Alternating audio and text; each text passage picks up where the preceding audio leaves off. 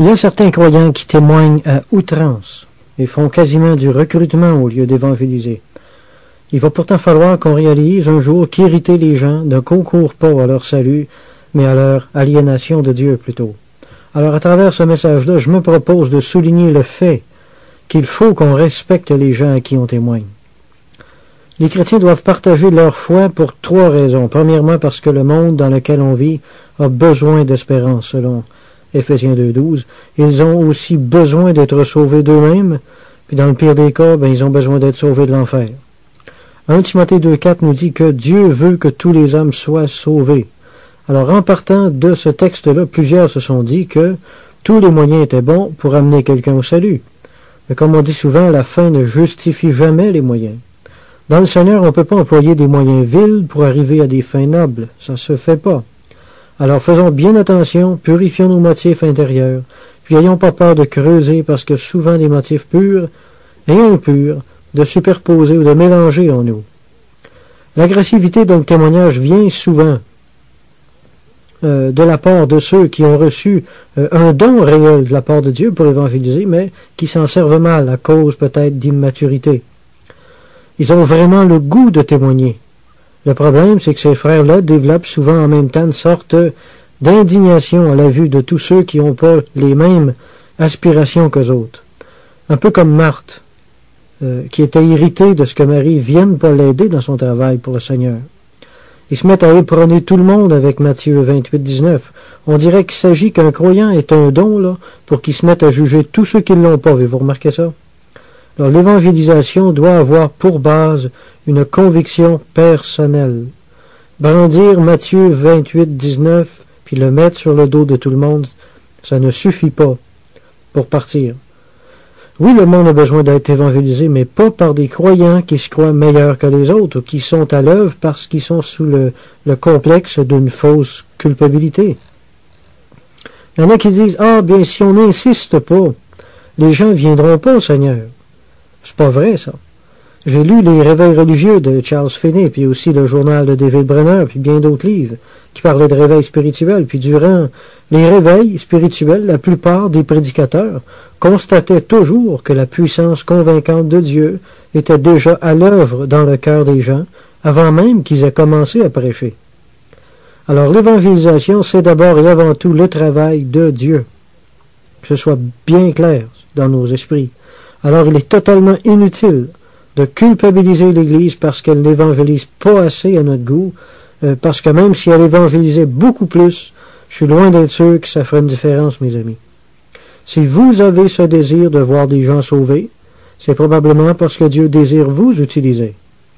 Dès le moment où vous sentez une certaine irritation ou frustration de voir que les gens autour de vous n'évangélisent pas assez à votre goût, comme vous, c'est le signe certain que votre zèle est souillé par votre propre justice. Vous êtes encore charnel, puis vous devriez vous taire.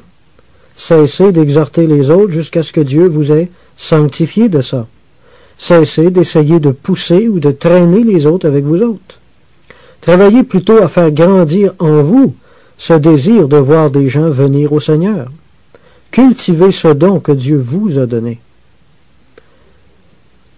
Par la prière, nourrissez en vous le feu de l'aspiration à un réveil. Rendez pas les gens autour de vous responsables de ne pas avoir le même fardeau que vous.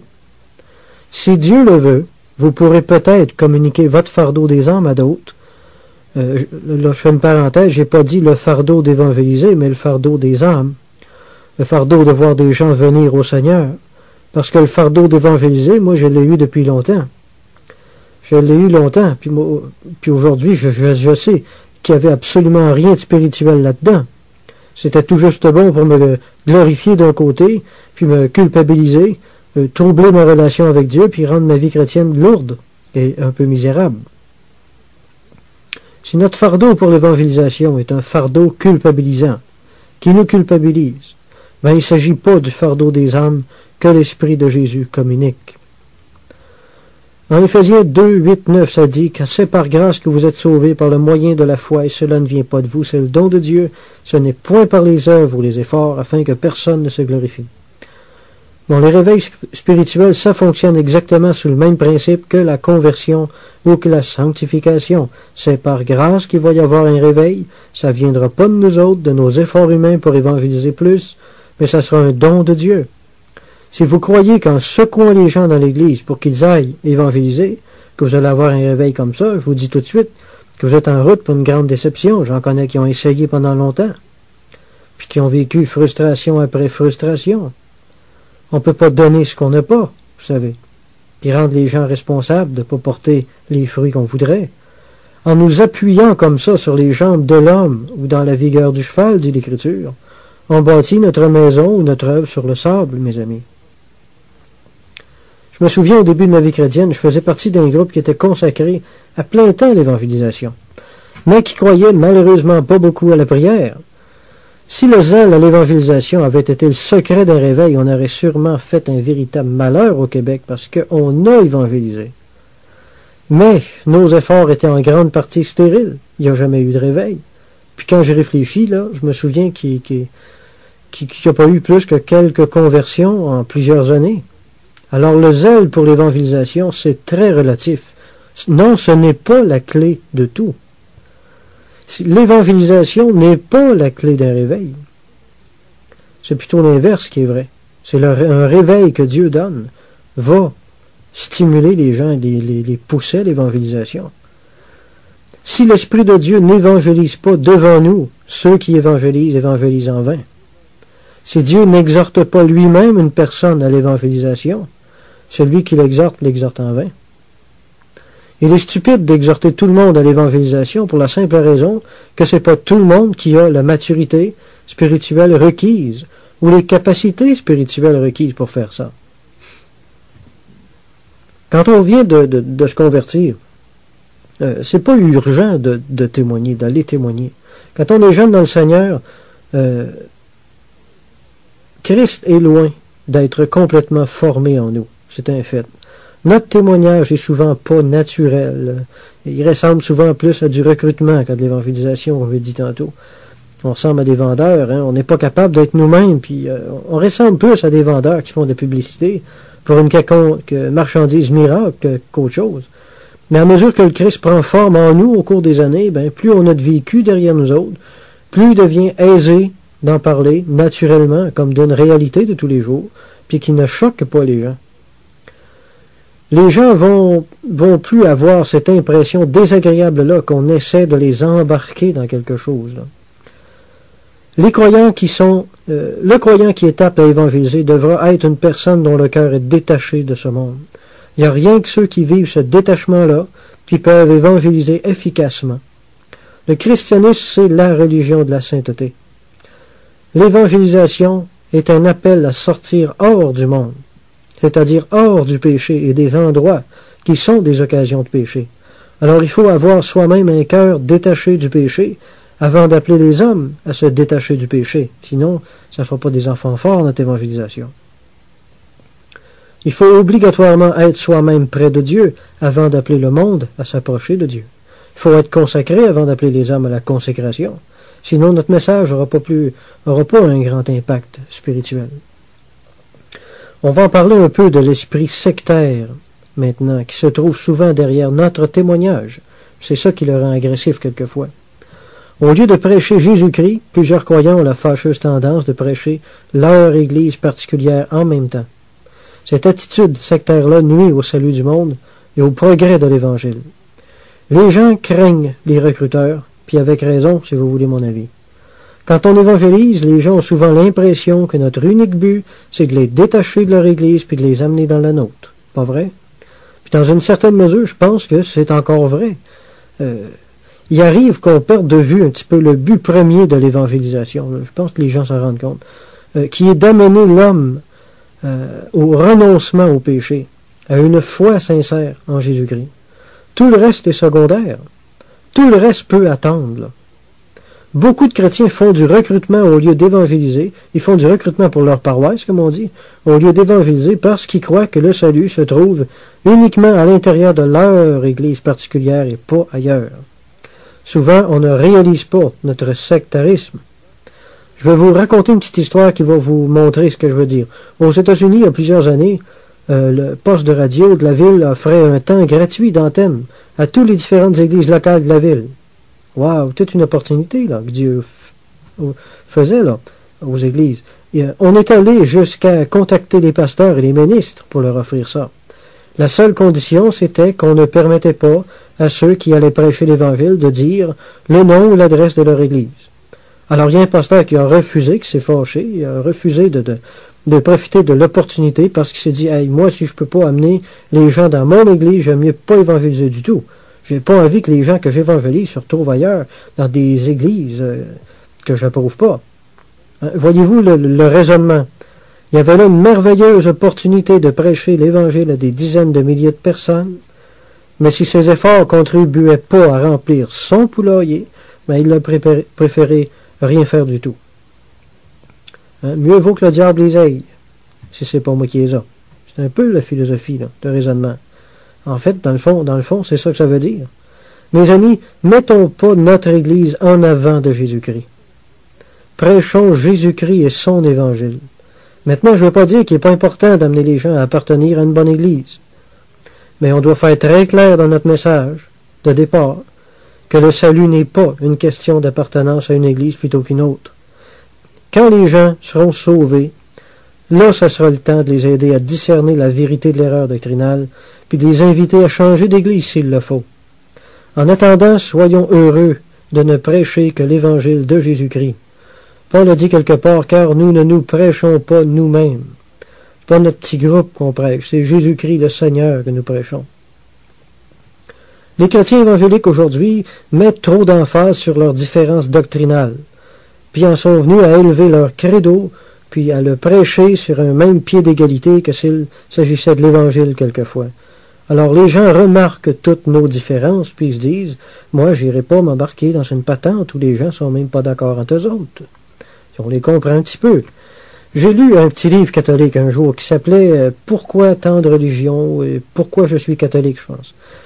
Puis ce qui m'a frappé là-dedans, c'est justement que le plus grand, le plus fort et le plus convaincant argument avec lequel l'auteur essayait de prouver que l'Église catholique était la bonne Église, c'était justement le fait que certaines dénominations chrétiennes et évangéliques disaient interpréter la Bible de la bonne façon alors qu'ils se contredisaient souvent entre eux autres, à beaucoup d'endroits.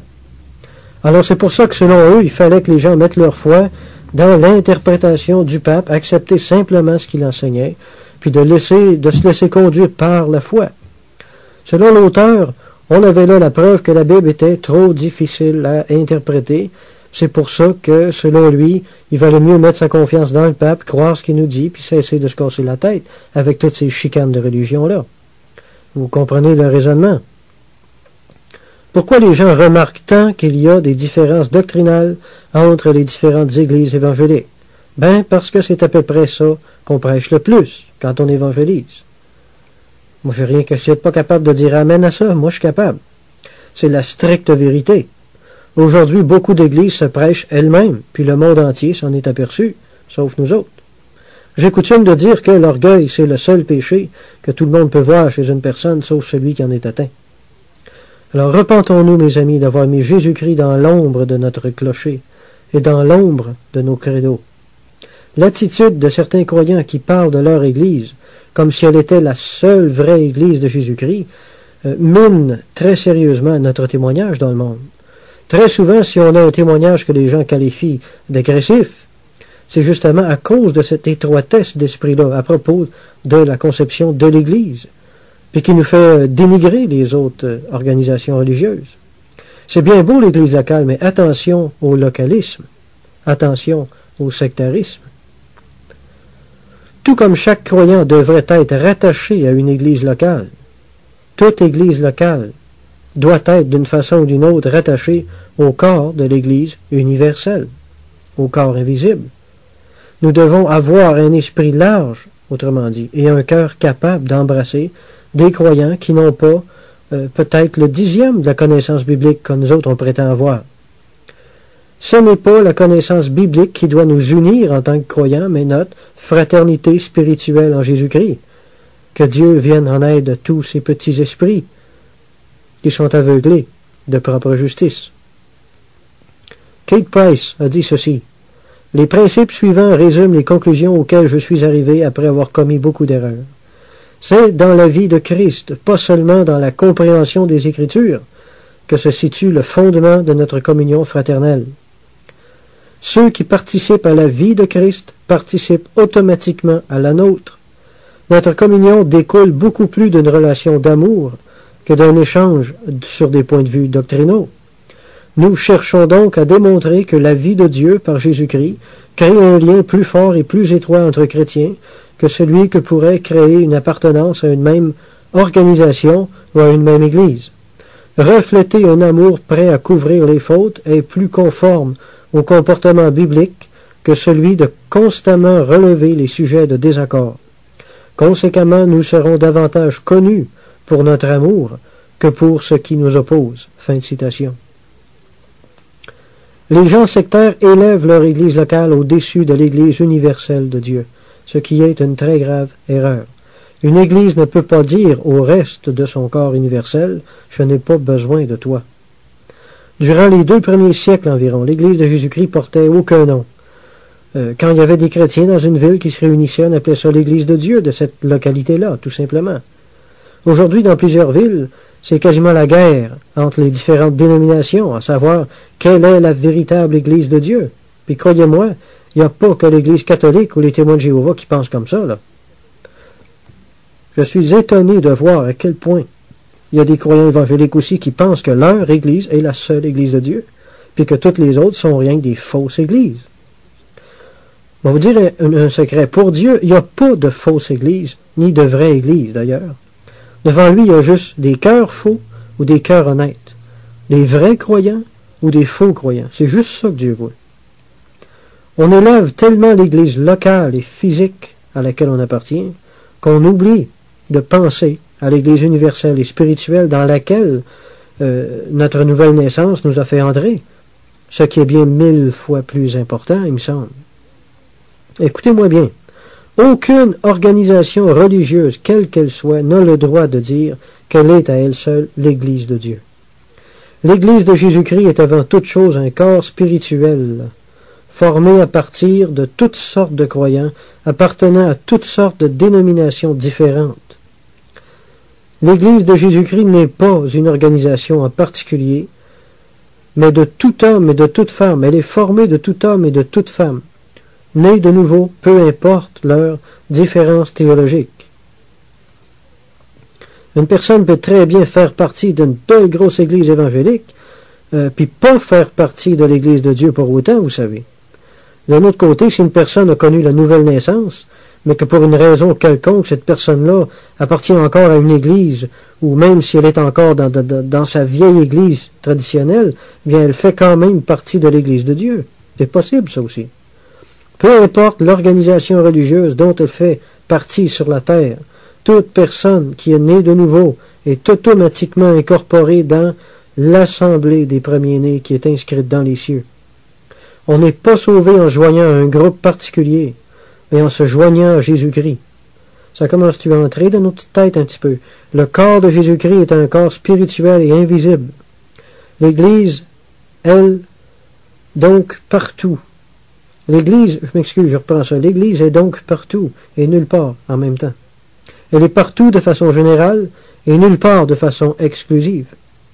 Faire partie de l'Église baptiste, c'est rien. Faire partie de l'Église pentecôtiste, c'est rien. Faire partie de l'Église anglicane, c'est rien. Ce qui sauve, c'est d'être devenu une nouvelle créature en Jésus-Christ. Je sais qu'on sait tout ça, mais ça, de façon pratique, ça n'a pas l'air. Maintenant, un croyant qui a bien compris dans sa tête ce principe-là, évangélisera plus jamais de la même façon. Il va parler beaucoup moins de l'Église locale à laquelle il appartient, puis beaucoup plus de Jésus-Christ qui sauve. C'est comme ça qu'on devrait évangéliser. Les gens en ont ras-le-bol de se faire prêcher des églises. Le monde a soif de Dieu. Le croyant qui comprend la relativité de l'Église locale va automatiquement être beaucoup moins sectaire dans sa façon de témoigner et d'évangéliser.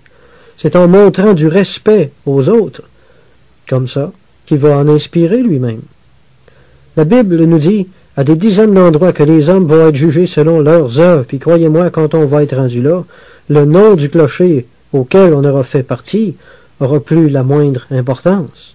L'étiquette baptiste ne protégera pas les baptistes, l'étiquette pentecôtiste ne protégera pas les pentecôtistes, puis l'étiquette catholique non plus ne protégera pas les catholiques. En Révélation 2,23, Jésus a dit, « Et toutes les églises connaîtront que je suis celui qui sonde les reins et les cœurs, et je vous rendrai à chacun selon vos œuvres. » Tout inversé, pas vrai? Il va bien falloir un jour que les chrétiens évangéliques apprennent qu'évangéliser, c'est pas une campagne d'endoctrination de théologie évangélique. On n'est pas là pour donner des cours de théologie évangélique au monde, mais pour lui communiquer la vie de Jésus-Christ. Évangéliser, c'est pas prêcher notre Église au détriment d'une autre. Jésus-Christ doit être le centre de notre message, où on n'est simplement pas en train d'évangéliser du tout. Si on possède cette façon de penser-là, ça va nous aider à prêcher le pur Évangile, puis travailler au salut de la personne devant nous autres, va devenir beaucoup plus important que de confronter les erreurs doctrinales de son Église à elle. Les confrontations, c'est souvent très inutile. Je ne dis pas qu'elles sont jamais nécessaires, mais elles sont souvent inutiles et même nuisibles, dans bien des cas, à notre témoignage. Les confrontations nous aliènent souvent les gens. Puis évangéliser, c'est communiquer la vie de Jésus-Christ, comme je l'ai dit tantôt. Puis si votre évangélisation se situe seulement au niveau des différences doctrinales, va vous écarter du but. Puis vous n'arriverez pas à grand-chose. Quand on évangélise, il faut essayer de voir où, dans sa vie, la personne devant nous a besoin de Dieu le plus. Puis si c'est une personne pauvre, par exemple, parlons-lui de la richesse spirituelle que Dieu désire lui offrir par Jésus-Christ, et de la possibilité que Dieu la bénisse même matériellement. Si sa décision pour Jésus-Christ est honnête, pourquoi pas faire ça? S'il s'agit d'une personne qui a été éprouvée par la vie, c'est le moment de lui parler de la bienheureuse espérance que le Christ a promis à tous ceux qui croient en lui. C'est pas le moment de la confronter au sujet de la doctrine, de la confession auriculaire, par exemple. Limitons-nous pas seulement à souligner le péché, mais aussi la belle justification de Jésus-Christ à tout homme de bonne volonté. C'est ça qui est important. Prêchons la repentance, mais prêchons aussi les vertus de celui qui les appelle des ténèbres à son admirable lumière. Comprenez-vous ce que je veux dire? C'est ça l'évangélisation. Limitons-nous pas à prêcher les doctrines de notre groupe particulier, alors qu'on peut prêcher les vertus de Christ, son pardon, sa grâce, sa sainteté, puis son merveilleux caractère. Ce sont ces choses-là qui font de l'Évangile un message attirant, un message d'espérance, puis un message puissant.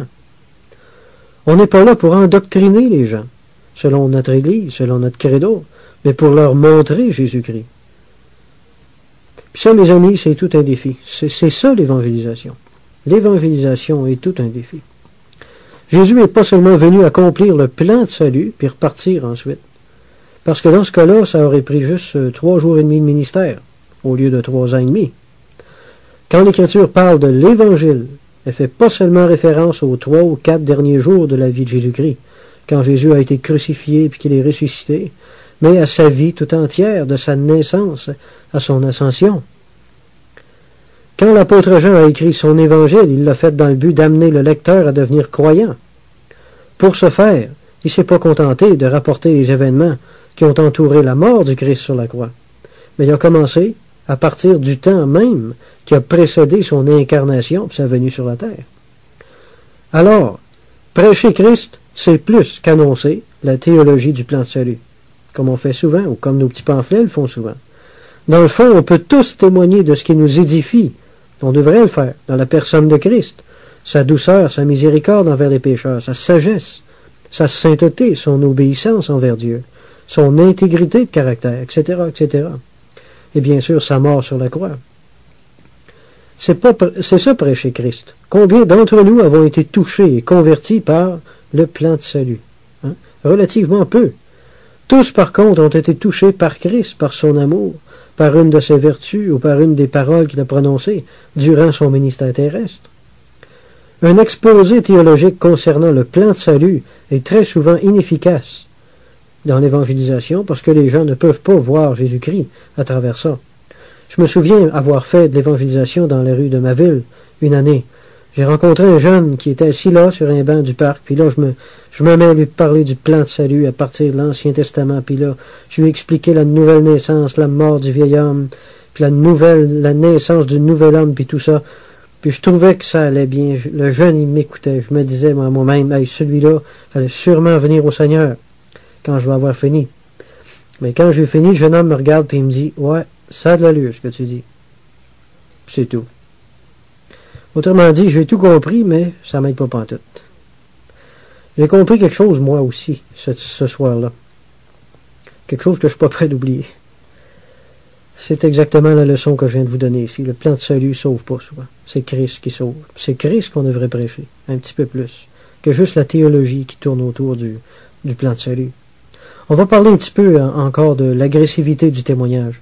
Quand il y a des croyants qui rendent témoignage ou qui font du porte-à-porte, puis que les gens ne veulent pas les recevoir, qu'est-ce qui arrive? Il arrive souvent qu'ils s'entêtent à pas partir. Ils ont l'habitude de persister, même quand les gens leur ont pourtant fait bien comprendre qu'ils n'étaient pas intéressés. Des fois, la personne nous dit, bon, je te donne 10 minutes, mettons. Puis là, on est encore là après 20 minutes. La personne commence à montrer des signes d'exaspération, évidemment, mais ça ne nous dérange pas. On continue quand même. Hein? Tant qu'elle ne nous met pas dehors là, à coups de pied, on dirait là, qu'on peut rester. Écoutez-moi bien, mes amis, en agissant comme ça, là, on est en train de pécher contre cette personne-là, premièrement. Toute cette façon d'agir-là est un très mauvais témoignage pour l'Évangile, en plus. Il est mal poli d'agir comme ça. Je le sais, on croit agir dans l'intérêt des gens, mais en dépassant les limites que les gens nous ont souvent eux-mêmes posées, on fait rien que les mettre en colère. Puis savez-vous ce qu'on fait? On brûle la terre pour les futurs croyants qui vont peut-être essayer de témoigner un jour à ces mêmes personnes. Avez-vous déjà réfléchi à ça? Au lieu d'être plus ouverts à l'Évangile, ils vont être plus fermés. Pourquoi? C'est parce qu'ils vont toujours se souvenir de la dernière expérience avec le fameux chrétien évangélique qu'ils ont rencontré, puis qui ont eu de la misère à mettre dehors.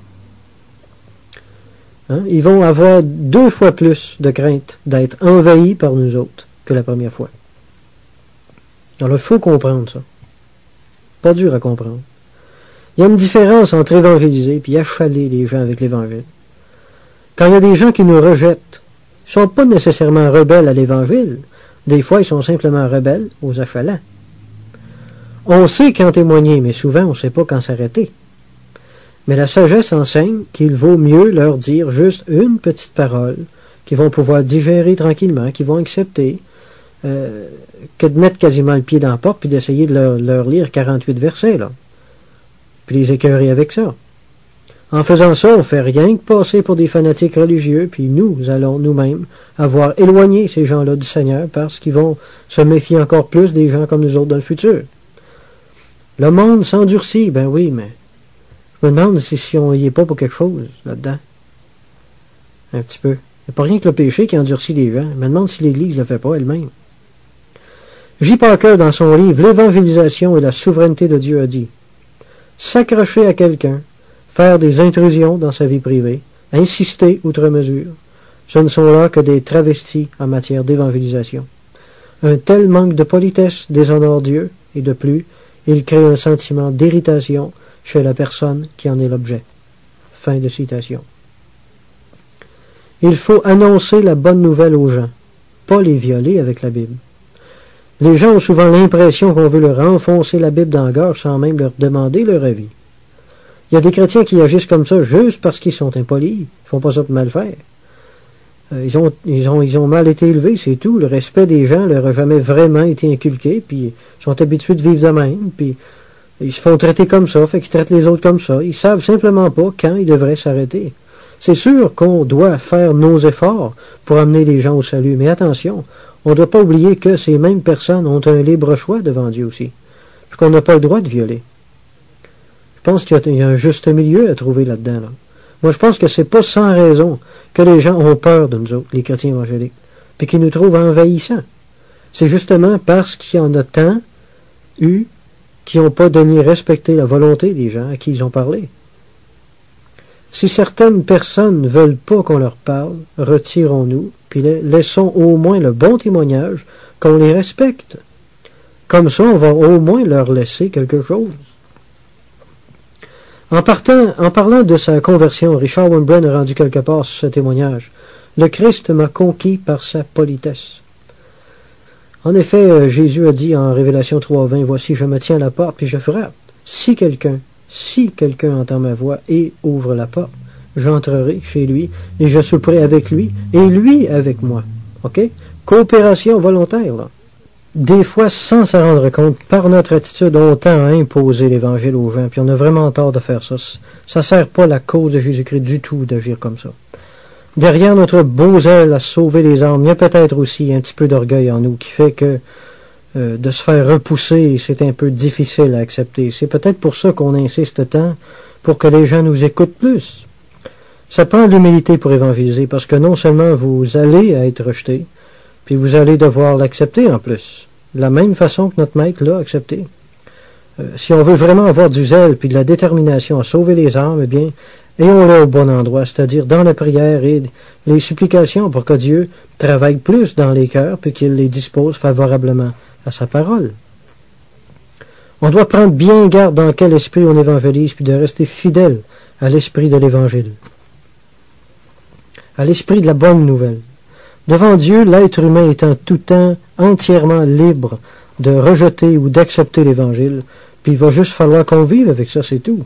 Si on commence à s'irriter puis à durcir le ton à chaque fois qu'on est rejeté, je pense qu'on serait bien mieux de se taire peut-être, puis de retourner sur nos genoux un petit bout de temps. On va parler du rejet. Quand les gens rejettent l'Évangile, on ne doit pas considérer ça comme un échec, mais plutôt comme une confirmation de perdition, peut-être, dans certains cas. C'est important qu'une personne établisse clairement où elle se situe réellement dans sa relation avec Dieu. Tout comme l'Arche de Noé, l'Église de Jésus-Christ est appelée à remplir une double mission, prêcher la bonne nouvelle d'un salut gratuit en Jésus-Christ, puis annoncer la condamnation de ceux qui, par esprit de dispute, sont rebelles à la vérité, puis qui foulent aux pieds la grâce de Dieu. En Matthieu 24:14, Jésus a dit que l'Évangile sera prêché dans le monde entier pour servir de témoignage. Notre première mission, c'est de prêcher la bonne nouvelle, puis l'autre, c'est d'être les témoins de la rébellion de ceux qui rejettent cette même bonne nouvelle, puis les avertir des conséquences. Si l'unique mission de l'Église de Jésus-Christ sur la terre consistait à sauver le monde, on pourrait dire qu'elle aurait drôlement failli à sa mission parce que le nombre de sauvés a toujours été infiniment inférieur à ceux qu'ils sont. Il faut comprendre que l'Église est aussi sur la terre pour rendre témoignage aux rebelles qu'ils sont en état de perdition. Ces deux témoignages exigent généralement très peu de paroles. Comme Noé qui condamnait le monde par la simple construction de l'arche, notre manière de vivre, sainte et différente du reste des hommes, suffit très souvent à rendre ce témoignage de condamnation-là. L'arche ne parlait pas, mais elle traduisait très efficacement la pensée de Dieu en ce qui concerne le monde, par exemple, et la sainteté. L'arche rendait au monde entier le témoignage suivant. Dieu a connu vos voies. Il a pesé vos actions, puis il est sur le point d'anéantir la race humaine de la surface de la terre à cause de sa méchanceté et de ses péchés. L'arche est votre dernière chance de salut. C'est ce que l'arche disait. Charles Stanley a dit « Dieu a placé les chrétiens dans le monde pour être la conscience de leur nation. » Ça ne signifie pas toujours qu'on va réussir à les convertir, au contraire. Comme on peut s'y attendre, au jour du jugement, il y en a beaucoup qui vont sûrement essayer de se justifier en disant qu'ils n'ont pas été suffisamment avertis de ce qui les attendait. Alors le rejet qu'ils nous auront fait subir va servir de pièce à conviction, en quelque sorte, durant leur jugement. Ils vont essayer de dire que l'Évangile leur a pas été prêché assez souvent, mais une fois suffit, dans le fond, si elle est bien comprise. Jésus a dit qu'il était venu pour sauver le monde. Mais en Jean 9:39, Jésus a aussi dit qu'il était venu pour exercer un jugement dans le monde, c'est-à-dire faire une séparation, ou rendre la différence évidente entre celui qui sert Dieu puis celui qui ne le servait pas. Ça, c'était la double mission de Jésus-Christ. Puis maintenant que l'Église est le corps de Christ dans le monde aujourd'hui, eh bien, elle est appelée à remplir la même double mission que lui, à être les porteurs d'un message de salut et de condamnation.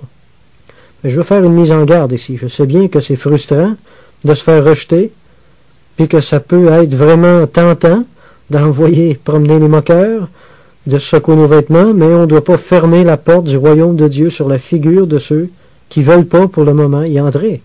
Ça serait contraire à l'esprit de la bonne nouvelle. En Matthieu 23,13, Jésus reproche justement ça aux docteurs de la loi, en disant « Vous fermez la porte du royaume de Dieu ». En Luc 10,11, ça dit « Nous secouons contre vous la poussière même de votre ville qui s'est attachée à nos pieds. Sachez cependant que le royaume de Dieu s'est approché. » Alors il a fini quand même sur une note positive. La bonne nouvelle de la grâce de Dieu doit être annoncée aux gens. S'ils ne la reçoivent pas, alors leur condamnation doit leur être annoncée également. Il faut les avertir que ce qu'ils font à la grâce de Dieu risque de leur être fait aussi au jour du jugement. Mais on ne doit pas secouer nos vêtements avec une attitude charnelle de frustration, par exemple. La fin du verset, comme j'ai dit tantôt, donne un tout autre ton à ce qui précède. Sachez cependant que le royaume de Dieu s'est approché, qu'il est encore disponible, là. Comme pour leur dire, oui, si vous rejetez l'Évangile, vous serez condamnés, mais si vous changez d'idée, il sera toujours temps de revenir sur votre décision, puis d'accepter la bonne nouvelle. L'avertissement prononcé ne doit pas être fait dans un esprit de vengeance ou dans l'amertume d'avoir été rejeté. On doit laisser la porte du salut ouverte à ceux qui ont rejeté le message à cause de l'ignorance de leur incrédulité. On ne doit jamais oublier que l'Évangile est un appel à la grâce de Dieu d'abord et avant tout. En Galates 1,15, Paul a dit encore, mais lorsqu'il plut à celui qui m'avait mis à part dès le sein de ma mère, qui m'a appelé par sa grâce. Une bonne prédication de l'Évangile doit appeler les gens par la grâce de Dieu. L'enfer, la condamnation, le jugement dernier peuvent, dans une certaine mesure, faire partie de notre prédication, mais certainement pas en être le centre. La mission de l'évangéliste est de mettre la grâce de Dieu en évidence. Seule la grâce et la miséricorde de Dieu peuvent vraiment gagner un cœur rebelle. En Jean 10, 26, Jésus a dit « Mais vous ne croyez pas, parce que vous n'êtes pas de mes brebis. » Jésus ne se donnait pas, comme nous autres, un mal de chien à plus finir pour convaincre le monde de son message. Il ne bûchait pas sur les mêmes personnes comme nous autres, on le fait si souvent. Jésus parlait, les brebis acceptaient sa parole, puis décidaient simplement de le suivre. « Mes brebis entendent ma voix, je les connais et elles me suivent, » a dit Jésus. Jésus-Christ ne s'acharnait pas sur les gens. Devenir disciple de Jésus-Christ doit être le fruit d'une décision volontaire. Jésus ne cherchait pas à lier les gens à lui ou à son message. Ceux qui avaient compris qui il était le suivaient simplement d'eux-mêmes. Alors les croyants qui se rendent malades de tristesse pour avoir évangélisé la même personne 50 fois sans résultat, perdent très souvent carrément leur temps et leur morale en plus. Les gens doivent sentir que devenir chrétien, c'est un privilège que Dieu fait au monde. C'est pour ça que je dis que plus on pousse, qu'on presse, puis qu'on tire les gens pour qu'ils deviennent chrétiens, on n'aide pas l'œuvre de Dieu, on les aide pas. Même qu'on lui nuit, dans la majorité des cas. Alors cessons d'insister puis d'insister, comme si on était des vendeurs d'assurance, comme quand on parle de l'Évangile à quelqu'un puis qui veut pas nous entendre. Si la personne à qui on parle est une brebis, comme l'a dit Jésus, elle viendra bien se joindre à Jésus-Christ tôt ou tard. Puis si ce n'est pas une, eh bien, nos plus grands efforts serviront à rien de toute façon. En Romains 8,30, Paul a écrit « Ceux qu'il a prédestinés les a appelés, ceux qu'il a appelés, il les a aussi justifiés, ceux qu'il a justifiés, les a aussi glorifiés. » Ces gens-là, Paul les appelle ailleurs les élus. Je connais des gens qui vivent dans la crainte d'être tenus par Dieu responsables du fait que certaines personnes soient allées en enfer à cause d'eux autres pour avoir négligé de leur témoigner pendant qu'ils étaient vivants. Bon, écoutez-moi bien. Personne ira en enfer parce qu'on aura négligé d'aller évangéliser ou de témoigner à certains moments donnés durant sa vie. L'évangélisation est faite pour permettre à Dieu d'entrer en contact avec les élus et les sauver. Paul fait très clair que ceux que Dieu a préconnus vont se voir un jour placés devant l'Évangile d'une façon ou d'une autre. Si on a négligé de parler de l'Évangile à une personne alors que Dieu semblait vouloir nous utiliser, cet élu-là n'ira pas en enfer pour ça. Dieu n'est pas dépourvu de moyens à ce point-là. Dieu va simplement utiliser quelqu'un d'autre, c'est tout. En ne parlant pas à une personne à qui Dieu veut qu'on parle, on va s'être rendu coupable de désobéissance, d'accord? Mais il n'y a aucun élu de Dieu qui va aller en enfer pour ça, par exemple. Un élu ne peut pas aller en enfer, sinon ce ne serait plus un élu. Si l'instrument a fait défaut dans son témoignage, on peut avoir l'assurance que Dieu a déjà, de toute éternité, prévu un instrument B quelque part pour joindre cette personne-là. De l'autre côté, les gens que Dieu ne juge pas bon d'appeler, ce sont ceux qui n'ont pas le cœur assez honnête pour écouter l'Évangile, puis le mettre à profit de toute façon. Moi, je connais un type là, qui a été témoigné depuis à peu près 20 ans, par au moins une trentaine de chrétiens, si c'est pas plus. L'autre jour, je l'écoutais parler, puis il était encore là, justifié de ses péchés, à citer des versets de la Bible hors contexte, pour leur faire dire ce qu'il voulait. Il a lu la Bible très souvent, il est abonné à plusieurs revues chrétiennes, mais il a toujours continué à pratiquer ses vieux péchés comme avant, puis à se tenir avec ses vieux chums. On dirait que plus cet homme-là a été témoigné, plus il a lu la Bible, moins il la comprend, puis plus il est rebelle dans le fond.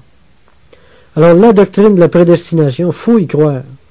Je veux dire qu'il faut faire confiance à Dieu dans le choix qu'il fait de ses élus.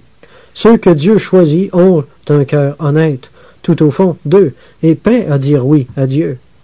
Puis ceux qui ne choisissent pas d'appeler, ce sont que de perpétuels rebelles au fond de leur cœur. C'est ça la vérité. C'est pas évident pour nous autres toujours, mais tout ça c'est très clair pour Dieu, très très clair. Ceux qui sont destinés à la vie éternelle sont connus d'avance par le Seigneur. Ceux que Dieu a connus d'avance vont être appelés par lui, puis ils vont répondre à l'appel de Dieu, tôt ou tard.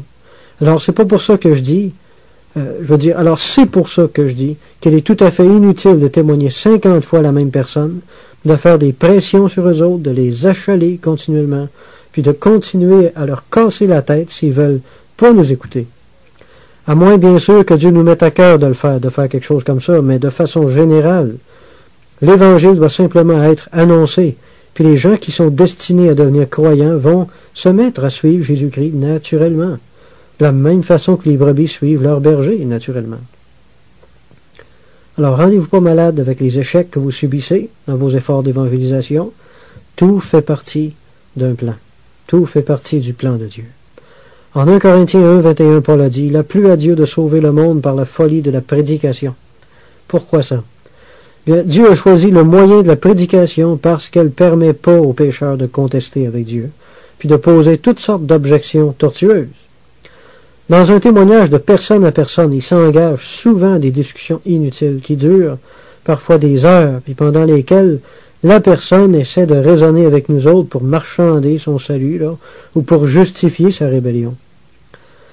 On n'en arrive jamais au point où elle accepte le Seigneur. Le pécheur s'efforce de raisonner pour repousser sa responsabilité de prendre une décision. Eux autres s'amusent à nous bombarder d'arguments malhonnêtes, puis nous autres, on y croit. On s'empête à essayer de leur répondre, à leur grande satisfaction d'ailleurs. La prédication, par contre, laisse pas le loisir aux pécheurs d'agir comme ça. Par la prédication, Dieu lance son message, puis il s'en va. La prédication inspire, donc, une certaine crainte de Dieu, parce que ça laisse pas à l'homme d'autre choix que de prendre une décision. Aucun compromis n'est accepté de la part de Dieu. Dieu n'est pas intéressé à entendre les bonnes raisons pour lesquelles les gens ne désirent pas devenir croyants, comprenez-vous?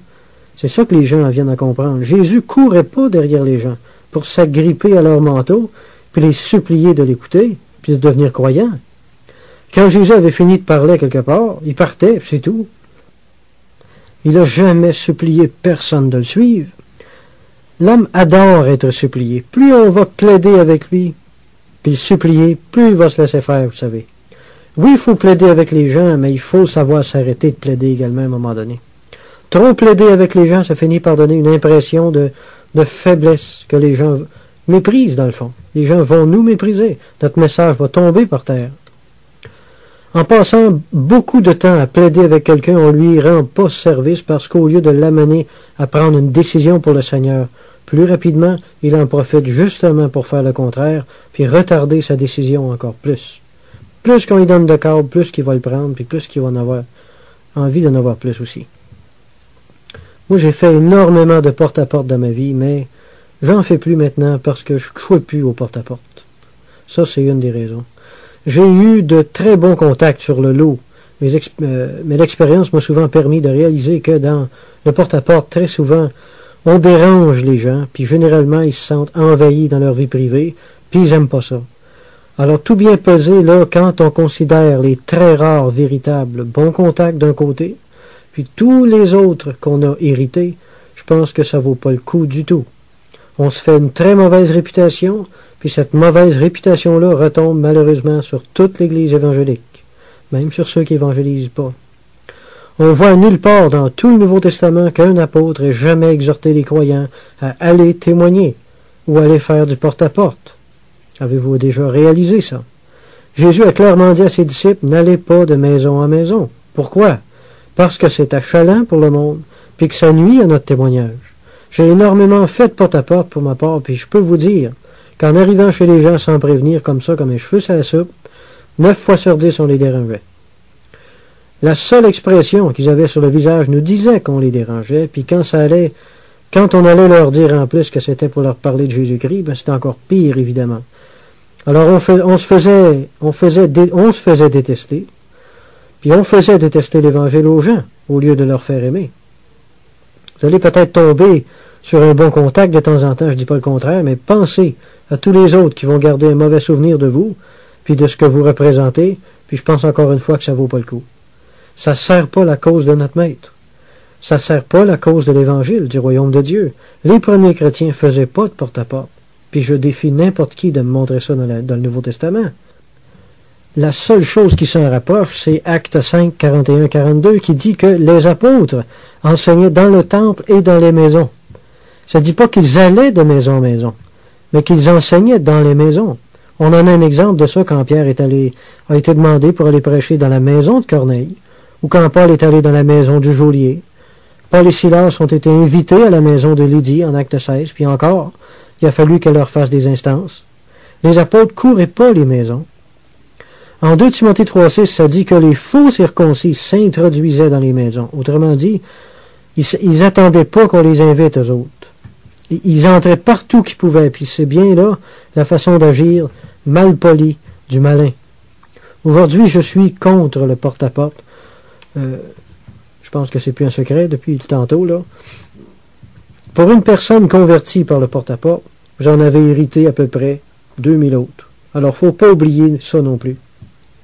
Il y a beaucoup d'autres façons de témoigner que de s'immiscer dans le domaine privé des gens. Il y a les journaux, il y a les pamphlets, il y a le personne à personne, il y a les places publiques, il y a les parcs, il y a un paquet de choses il y a un paquet de moyens qu'on peut utiliser. La télévision, la radio. On n'a pas besoin de faire du porte-à-porte par chez le monde. Une Danoise a écrit ceci au quotidien Gemette. Les témoins de Jéhovah viennent sans arrêt nous harceler chez nous. Cela mérite terriblement, mais je ne vois aucun moyen de les en empêcher. La loi ne pourrait-elle pas interdire leur intrusion? Fin de citation. Ça, j'ai pris ça, savez-vous, dans la tour de garde du 15 janvier 89. Les témoins de Jéhovah ont fait paraître eux-mêmes cet article-là dans leur publication pour montrer comment ils étaient persécutés injustement. Franchement, quand on veut pas comprendre, on veut pas comprendre. Il me semble que nous autres, les croyants évangéliques, on devrait être sensibles un petit peu plus que ça. À ce que les gens perçoivent en nous autres, c'est important, puis ajuster notre façon de faire avec eux. Quand on insiste aux portes, on manque de respect pour les gens, puis le manque de respect, c'est un manque d'amour. C'est pas bon que les chrétiens soient perçus comme des achalants, qui sont toujours en train de chercher à entrer dans la vie des gens contre leur volonté. Jésus était pas du genre à s'incruster. Quand on voulait pas de lui, alors suivons son modèle. Jésus s'en allait. Faisons rien que le Christ ferait pas. En Luc 9, 52-56, il dit, il envoya devant lui des messagers, ils se mirent en route et entrèrent dans un bourg des Samaritains, mais on ne le reçut pas. Et ils allèrent dans un autre bourg. C'était ça, Jésus. À l'intérieur de la parabole des conviés, il est dit, et le maître dit au serviteur, va dans les chemins le long des haies, et ceux que tu trouves, contrains-les d'entrer, afin que ma maison soit remplie. Luc 14, 23. Maintenant, on peut pas. Ça, c'est un verset qui a été souvent mal interprété dans l'histoire, qui l'est encore d'ailleurs. Maintenant, on ne peut pas transporter littéralement le verbe contraindre, qui a été tiré d'un événement du domaine naturel, dans le domaine spirituel. On ne peut pas apporter cela. On ne peut pas contraindre les gens à se convertir, c'est bien évident. On ne peut pas les contraindre à nous écouter non plus s'ils ne désirent pas entendre ce qu'on a à leur dire ou s'ils veulent qu'on arrête.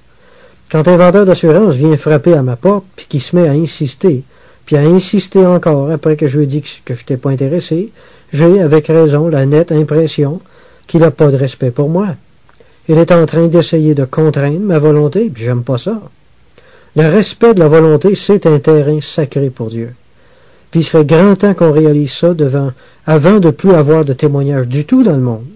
Parce que si Dieu ne peut pas nous faire entendre raison là-dessus, il se peut bien qu'un jour, il soit obligé de permettre au gouvernement de faire des lois qui nous restreignent. Moi, je dis que le jour où ça va arriver, on ne l'aura pas volé, mes amis. On ne l'aura pas volé du tout. Quand Jésus disait de contraindre les gens à entrer dans le royaume de Dieu, il voulait vraisemblablement dire de prêcher avec hardiesse.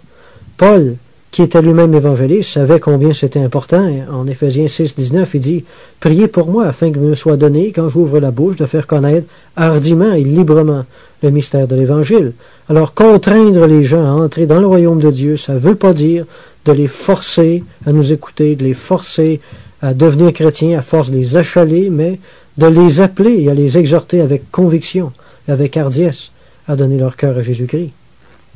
Ça a pas mal plus d'allure d'interpréter ça comme ça. C'est plus en harmonie avec l'esprit de l'Évangile, je trouve, que le contraire. En 2 Timothée 4.2, Paul a dit à Timothée, « Prêche la parole, insiste en toute occasion, favorable ou non. Reprends, censure, exhorte avec toute douceur et en instruisant. » Le mot grec traduit par le verbe « insister » est « ephistémie », qui veut dire se tenir prêt à être disponible. On a longtemps pensé que toute occasion favorable ou non, ça voulait dire de profiter de toutes les occasions, bienséantes ou malséantes, pour témoigner de notre foi. Ce qui ne veut pas dire ça du tout. Moi, j'ai entendu parler d'un croyant nouvellement converti qui s'était levé un jour au beau milieu d'un restaurant bondé de monde à midi, puis qui avait commencé à prêcher. Bon, on ne l'a pas laissé faire longtemps, évidemment. Paul encourage certainement pas ici les actions malséantes, déplacées comme celle-là, puis qui ont pour seul résultat, dans le fond, de donner une odeur de fanatisme au christianisme, puis qui apportent un opprobre inutile de plus à l'Évangile.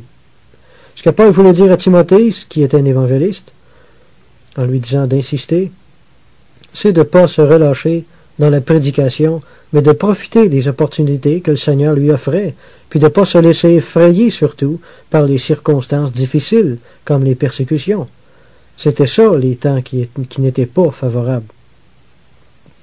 Par exemple, en 1 Thessaloniciens 2.2, Paul dit, « Après avoir souffert et reçu des outrages à Philippe, comme vous le savez, nous prîmes de l'assurance à notre Dieu, pour vous annoncer l'évangile de Dieu au milieu de bien des combats. » On voit un exemple ici que Paul a mis en pratique l'exhortation qu'il vient de donner à Timothée.